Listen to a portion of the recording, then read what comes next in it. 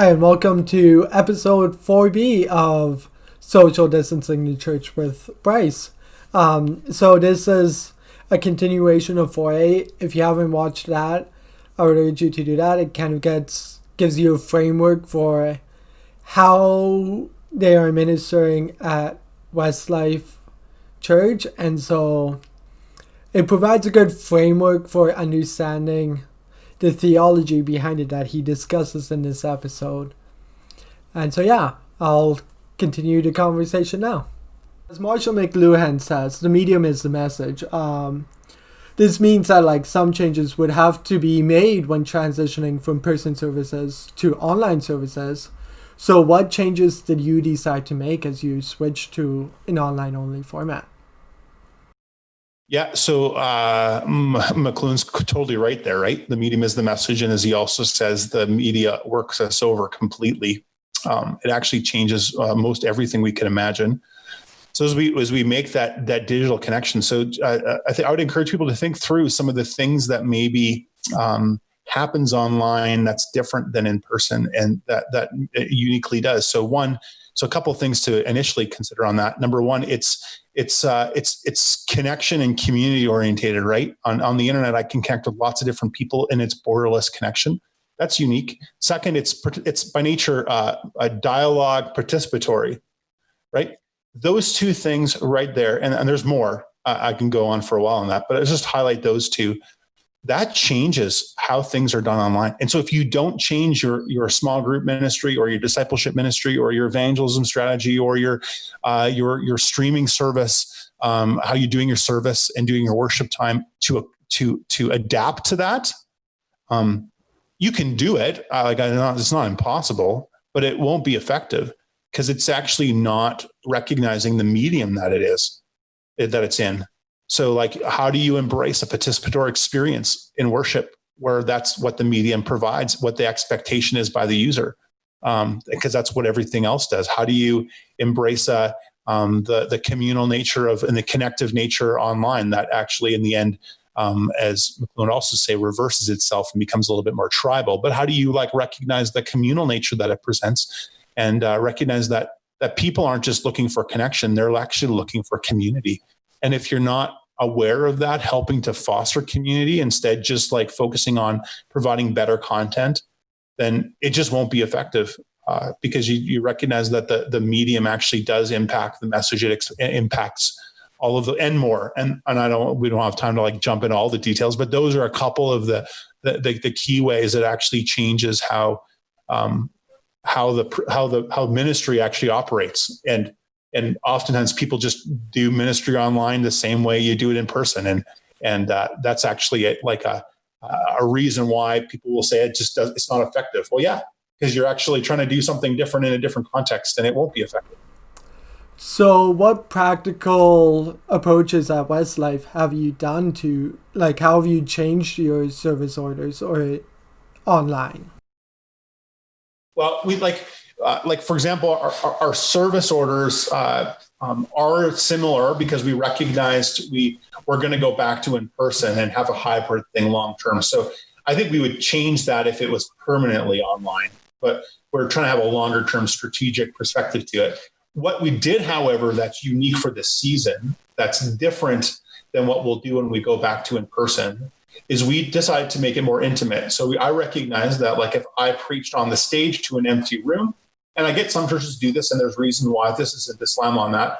God bless you, and there's a strategic reason you're doing that. We actually strategically decided not to. So we've intentionally moved the messages to a more intimate setting. So we're working through, for example, the I am statements of Jesus from John. So I did I am the bread of life in the kitchen making bread. I did the I am the door in front of one of our Westlifers' door, who has a custom door. So I did it in front of that to talk about that. We're doing, I am the resurrection of the life from a cemetery, right? So trying to recognize, hey, we can actually take more of an intimate feel instead of and create a bit more of a communal, intimate experience. Both with that, we've also done some filming changes with our worship to accommodate that. that makes more sense in a digital format. And then like on last Sunday, like I did a thing on I Am the Gate and made a comment in the message, hey, like, send us a picture of your favorite door. Participate that way in Facebook, try to make it a bit more interactive, just to try to help people, and then preach a bit more dialogically. So I'm anticipating people's questions as they have them as I communicate. So those are like some of the practical things we've done.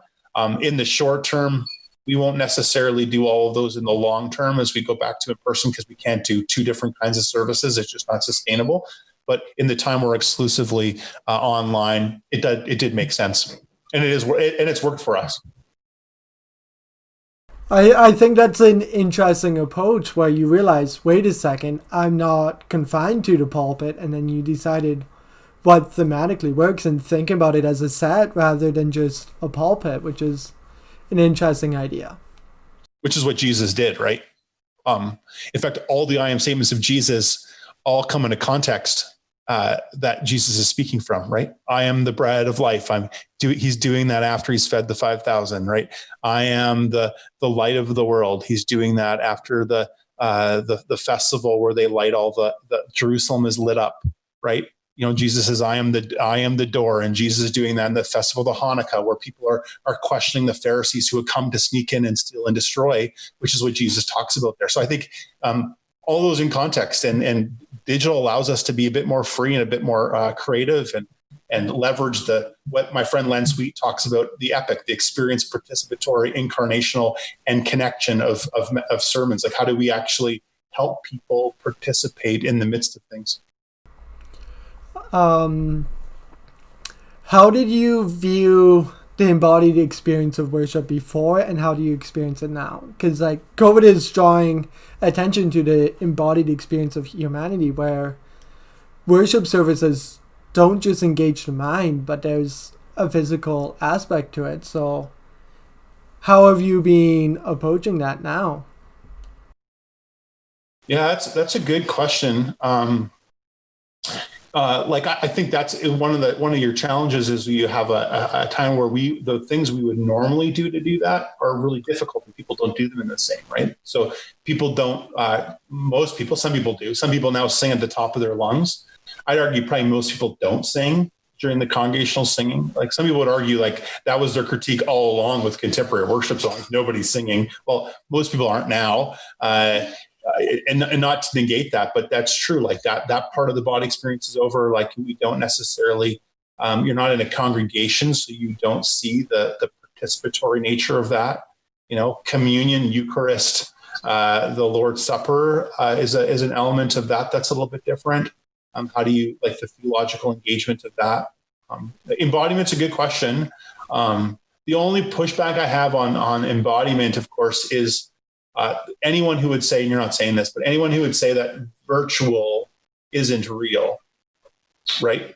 Because there's people who talk about like virtual worship, it's not real, as opposed to, but like we're talking now, like you're a real life human being. Like if you are sitting across the room, I'd still be interpreting like audio waves and light waves as I am now. So like this isn't unreal. It's different for sure. It's two-dimensional, but it's still real. And so we can participate in communion as we could pray for each other in all the same ways that's real. And in your theology of the Spirit of God, who is always all over, exists. So like I think that there's it's a good question. Those who would say, and as a part of that question, you're not saying this, but those who would say that like it's not real because it's on the screen or a personal, I hear what you're saying, but like let's not go to the other extreme to say that this isn't possible or this isn't a real thing, and an online worship experience isn't a worship experience, and you can't participate in community online because they're not real people sitting next to you. Well, they're real people. They're just separated by distance and connected through the real thing that's called the internet, made up of real computers and real wires that's connecting things. Kind of going off script here. You mentioned communion. That's a very interesting thing where so many churches are deciding to do it differently. So how have you been approaching communion? Yeah, I had a great conversation the other day with Dr. John Coots about this. We did a podcast on this a little bit. So here's the thing of communion that's fascinating. So like it depends on your church tradition. It gets a little bit more complicated. So if you're a Catholic, Anglican, Lutheran, there's some different perspectives of who can do communion, what happens if it needs to be blessed by a priest, and there's versions of that for each tradition. So it depends. For evangelicals that have a bit more of a different view of communion, it's a little bit more flexible, right? One of the things that we've embraced with communion is to say this, like, okay, here's communion. So one of the things that as a follower of Jesus that you've probably never done is you've probably never prepared communion. That's actually a job of a disciple. Some of the disciples were given the job to prepare the Last Supper.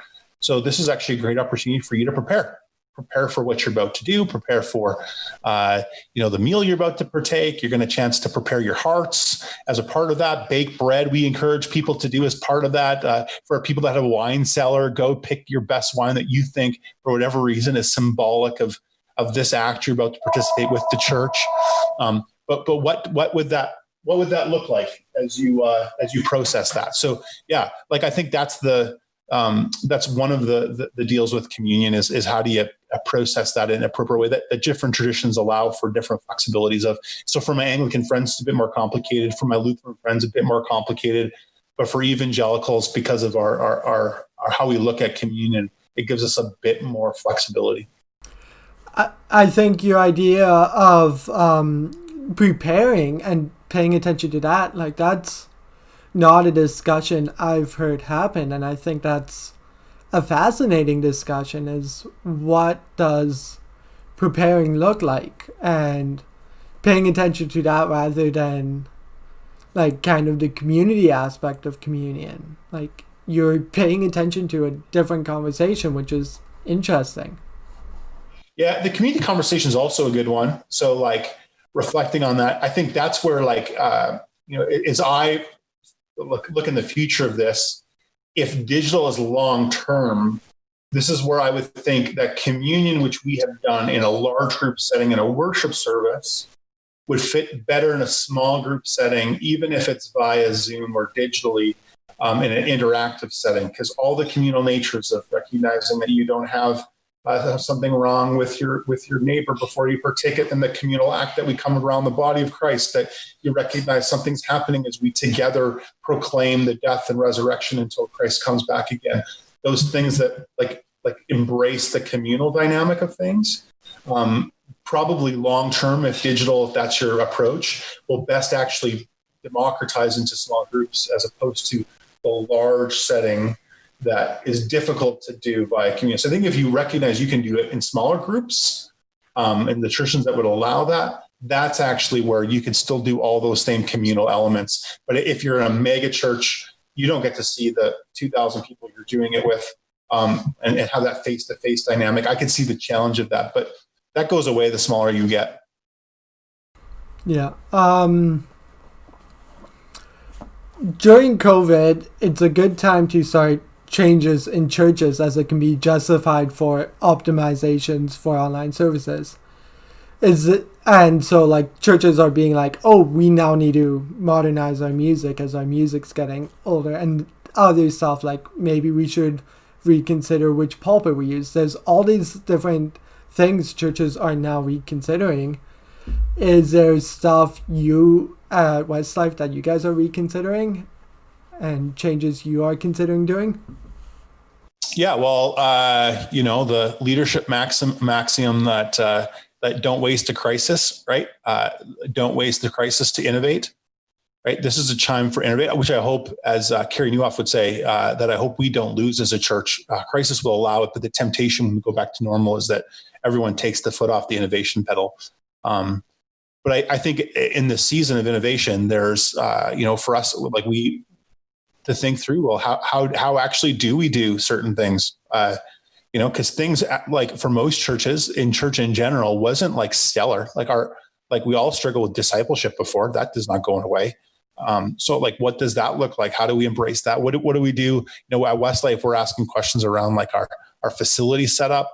To make it, we've been talking about how do you make it more intimate? Well, we're going to be forced when we regather to have like a fraction of the people in the room it's going to be more intimate, socially distanced intimate, but we have to change the worship dynamic to make it as effective as possible.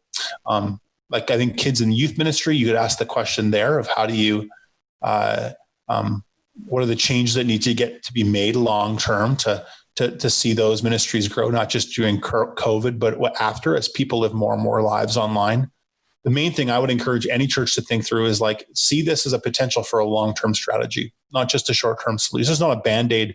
This is actually the potential for like physiotherapy, to learn a different way, even as you go back to online, to help the church move forward in the mission of God into the future.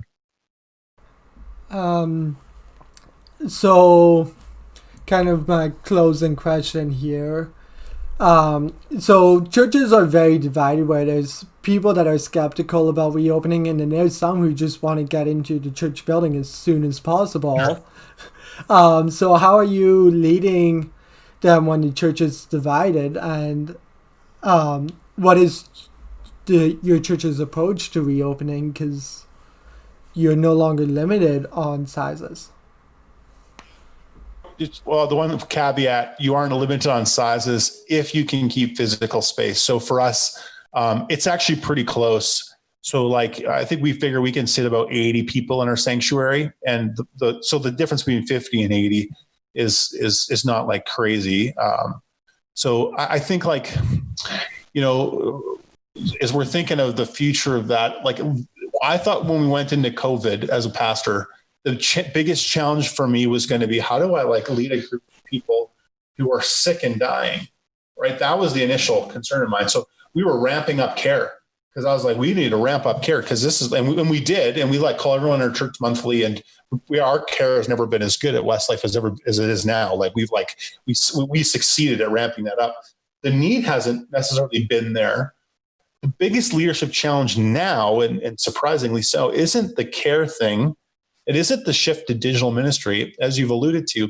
It's going to be leading a diverse group of people with a diverse set of opinions forward in a way that will embrace the community of faith and move forward in a way that's helpful and effective for the church going forward. So, we're trying to open as fast as what we feel is appropriate.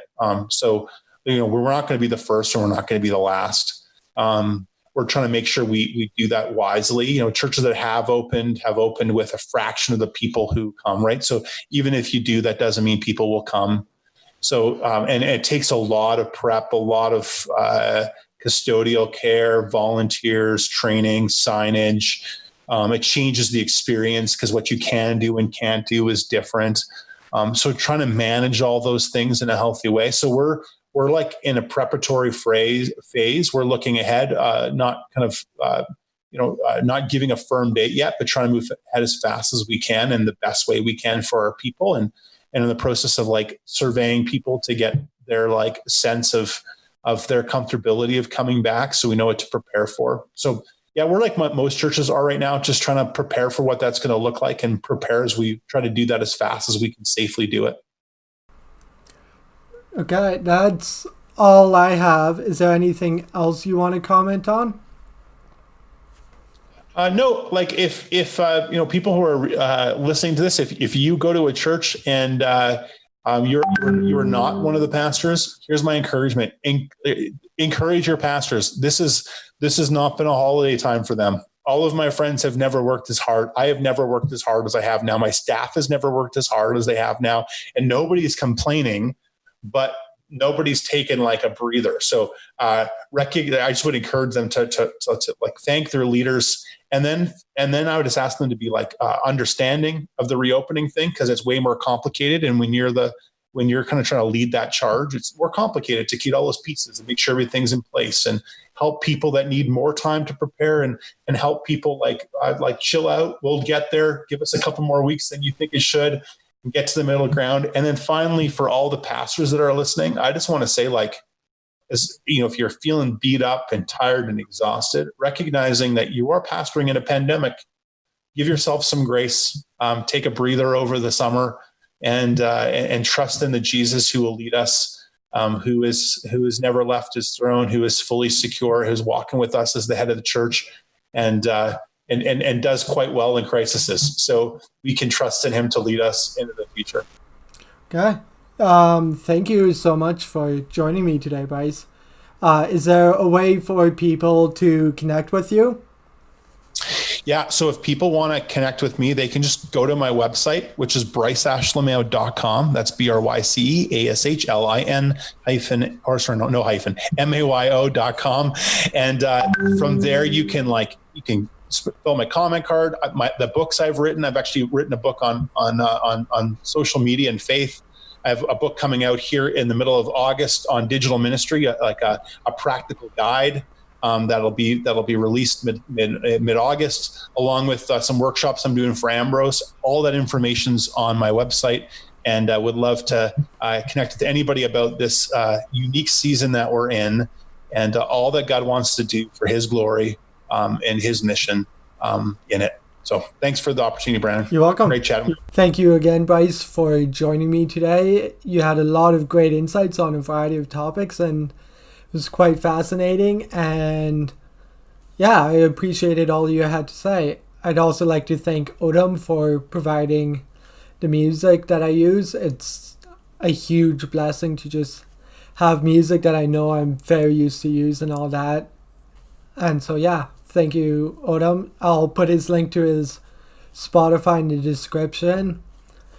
I also want to say that I'm been working on my social media presence right now. I'm on Instagram as Pod Theology. I'm sharing more of the behind the scenes stuff, so like what it takes for a setup, more of stuff like getting promotional pictures, the kind of setups I have to do for that and stuff, and the tech behind recording. So yeah, I'm just kind of doing a more behind the scenes sharing there, and I recommend you follow me there, and engagement is also very useful. You can also give me feedback in the YouTube comments. I appreciate that, just so that I can understand more, as I'm very much learning at this. Just kind of work on improvements bit by bit. So yeah, thank you for joining me today.